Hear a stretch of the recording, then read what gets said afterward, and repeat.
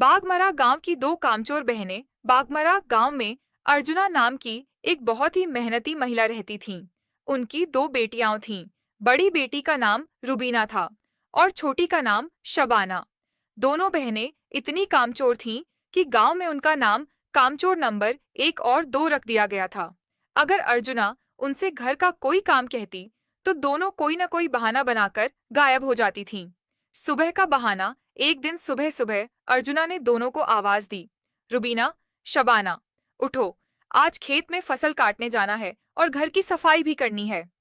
रुबीना ने अपनी आंखें मलते हुए कहा, अरे अम्मी, अचानक मेरे पेट में बहुत जोर का दर्द होने लगा है, मुझसे तो उठा भी नहीं जा रहा। शबाना ने तुरंत अपनी बड़ी बहन की हाँ में हाँ मिलाते हुए कहा, हाँ अम्मी, और रुबीना की देखभाल करते करते मेरा सिर भी चकराने लगा है। हम दोनों आज खेत नहीं जा पाएंगी। अर्जुना अपनी बेटियों की इस कामचोरी से अच्छी तरह वाकिफ थीं। उन्होंने मन ही मन दोनों को सबक सिखाने की एक तरकीब सोची। अम्मी की मजेदार तरकीब। अर्जुना ने कहा, अच्छा ठीक है, अगर तुम दोनों की तबीयत खराब है तो घर पर ही आराम करो, मैं खेत पर जा रही हूँ। हाँ, एक बात बताना भूल गई।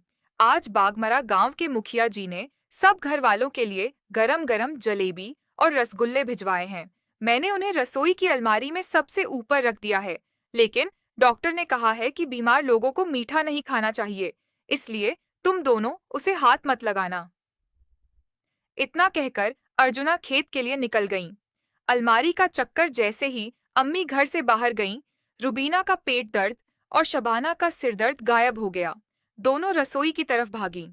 शबाना ने कहा, बाप रे, इतनी खुशबू आ रही है, मुझसे तो रहा नहीं जा रहा। लेकिन अलमारी बहुत ऊंची थी। रुबीना ने शबाना से कहा, तू छोटी है, मेरे कंधे पर चढ़ जा और चुपके से वह डब्बा उतार ले। शबाना जैसे ही रुबीना के कंधे पर चढ़ी, रुबीना का पैर फिसल गया और दोनों धड़ाम से जमीन पर गिर पड़ीं। उसी समय अलमारी के ऊपर रखा एक बड़ा सा खाली डिब्बा उन दोनों के ऊपर गिर गया और रसोई में रखे बर्तनों की आवाज गूंज उठी। पकड़ा गया झूठ। तभी दरवाजा खुला और अर्जुना अंदर आईं।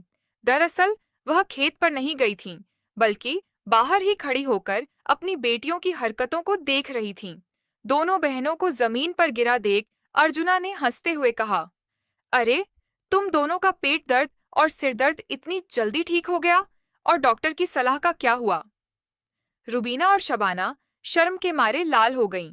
उन्हें समझ आ गया कि अम्मी ने उनकी कामचोरी पकड़ने के लिए यह नाटक किया था।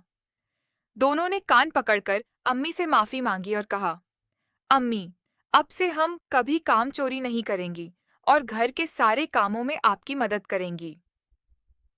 उस दिन के बाद से बागमरा गांव की रुबीना और शबाना सुधर गईं और अम्मी की सबसे मददगार बेटियां बन गईं।